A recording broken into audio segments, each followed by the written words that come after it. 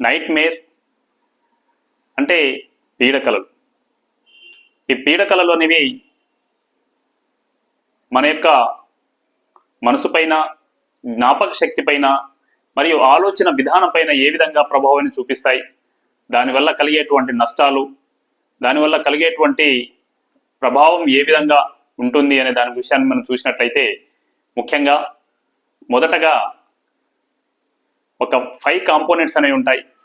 ఈ 5 కాంపోనెంట్స్ అనేవి మనం చూసినట్లయితే, ఫస్ట్ కాంపోనెంట్ ఎప్పుడైతే మనం నిద్రించే సమయం కన్నా ముందు 15 మినిట్స్ కానీ 20 మినిట్స్ కానీ కన్నా ముందు ఏదైనా ఒక సంఘటన, బలమైనటువంటి సంఘటన, మన మనసుని కదిలించేటువంటి సంఘటన జరిగినట్లయితే అది మన మనసుని మళ్ళీ రీకాల్ చేస్తుంది.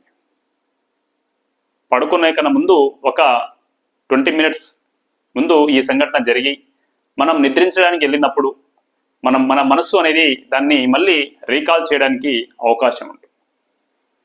సెకండ్, మనలో ఆందోళన కలిగి ఉండడం.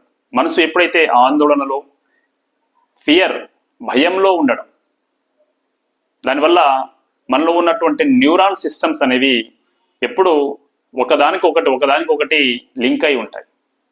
అది ఒక రకమైనటువంటి భయాందోళనను కలిగించేటువంటి విషయాల్ని మన మనసులో ఎంతో కొంత నిక్షిప్తం చేస్తుంది.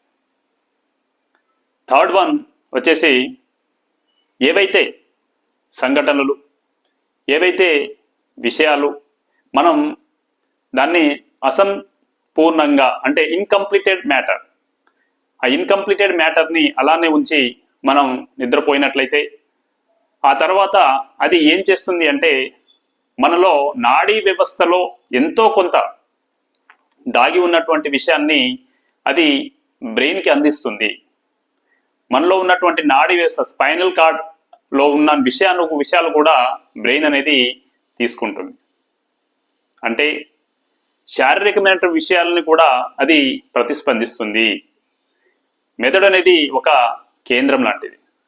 మెదడు మన బ్రెయిన్ అనేది మన మనసులో, మన శరీరంలో ఒక visionary and creativity and discriminated power house. అంటే ఇక్కడ మనిషి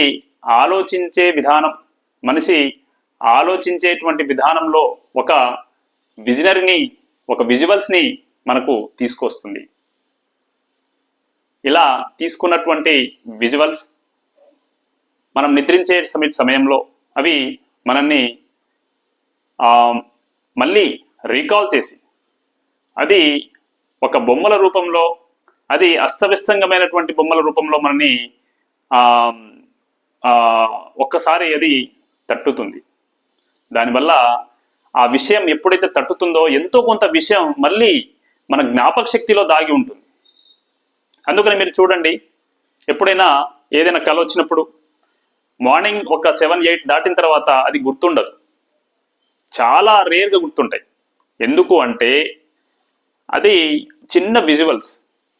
ఆ విజువల్స్ అనేవి మన యొక్క బాడీ దానికి చలించదు, మనసు మాత్రమే చలిస్తుంది.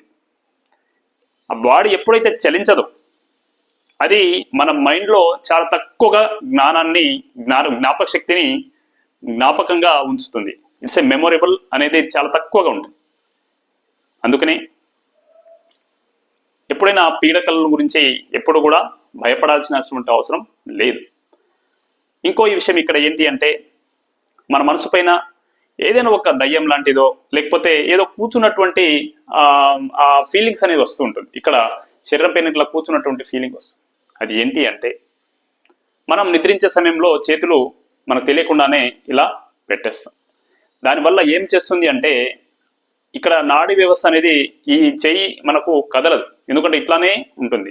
సో లోపల ఉన్నటువంటి ఆర్గన్స్ అన్నీ కూడా పనిచేస్తూ ఉంటాయి. అయితే ఈ చెయ్యి అనేది బరువు అయిపోతుంది శరీరం పైన. దానివల్ల మన బ్రెయిన్ ఏం చేస్తుంది, దీన్ని తీయడానికి ప్రయత్నిస్తుంటుంది. ఈ ప్రయత్నించేటువంటి క్రమంలో ఏదైతే బయట నుంచి ఏవైతే ఆ యాంగ్జైటీ అనేటువంటి ఏదైతే ఒక భయాందోళన కలిగించే విషయాలు ఏవైతే ఉన్నాయో దాన్ని ఈ చేతుల ద్వారా మనకు ఆపాదిస్తుంది. దానివల్ల మన బ్రెయిన్ ఏం చేస్తుంది అంటే అది ఆలోచించి ఒక దయ్యం రూపంలో కానీ ఒక ఏదో శక్తి కూర్చున్నటువంటి ఫీలింగ్ని మనకు కలిగిస్తుంది. దానివల్ల మన చేతులు అనేవి బరువు ఎక్కి ఏదో కూర్చున్నటువంటి ఫీలింగ్ మనకు వస్తుంది. ఇది మనసు బ్రెయిన్ అనేది ఆలోచించే బ్రెయిన్ యొక్క విజువల్స్ ఇవి. బ్రెయిన్ అనేది చాలా పవర్ఫుల్ బ్రెయిన్ అండ్ హౌస్ అన్నమాట. అది ఏమైనా ఆలోచించగలదు. దానివల్ల ఇది బరువెక్కి మనల్ని ఏదో కూర్చున్నటువంటి ఫీలింగ్ వస్తుంది. తర్వాత అది కొంచెం మెడుకు రాగానే మనకు చేతులు ఇలా తీసేస్తాం. అప్పటికి అది అయిపోతుంది. This is the process. దానివల్ల ఎలాంటి నష్టాలు అనేవి ఉండవు. దానివల్ల ఒకవేళ అతిగా శరీరం యొక్క బరువు ఎక్కడమో ఏదో ఒకటి చేసినప్పుడు మనం కొంచెం వాటర్ తాగి పడుకోవాలి. అంటే మనలో ఏదైనా హెల్త్ ప్రాబ్లమ్స్ కానీ ఎలాంటివి వచ్చినప్పుడు మనం ఫ్రీక్వెంట్గా వాటర్ తాగుతూ పడుకోవడం అనేది జరుగుతుంది. ఇది దీనికి సంబంధించినటువంటి నైట్ మేర్ సంబంధించినటువంటి విషయం.